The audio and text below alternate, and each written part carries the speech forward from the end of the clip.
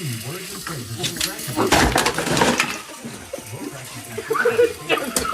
that video blew up on a few different platforms, and a lot of you want to know what, how, and why. So I'm going to show you. First things first, don't fucking do this.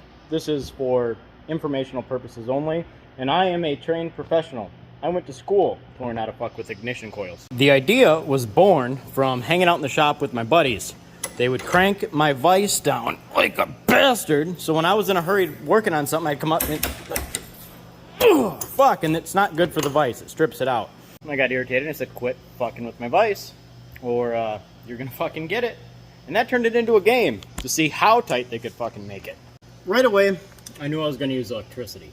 But if you know anything about electricity, you know in order to get shocked, you have to complete a circuit. And if you're touching the vise with one hand, you're not completing a circuit. First thought was to put a metal plate next to the vise, but you have rubber soles on your shoes. And early in this thought process, I was actually thinking about using 110 right out of an outlet. And I was like, fuck, no, I don't want to kill anyone. Then one day, I was testing spark on a vehicle, and I accidentally touched this in the wrong place, and fuck.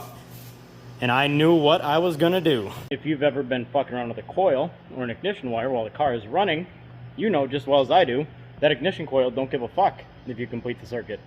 Oh! I happen to have a Ford Model T ignition coil. Super simple. You got your ground, your spark, and your power. These normally take 6 volts and put out about 10,000 volts. We're gonna use 12 volts. That 12 volts is gonna come from a computer power supply. You can get these anywhere, at Best Buy or online or out the back of your mother's computer.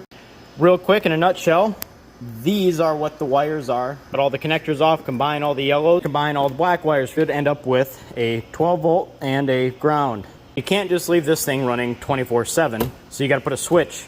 And in this case, I actually modified my vise and I put a temporary on button right here. This is perfectly closed.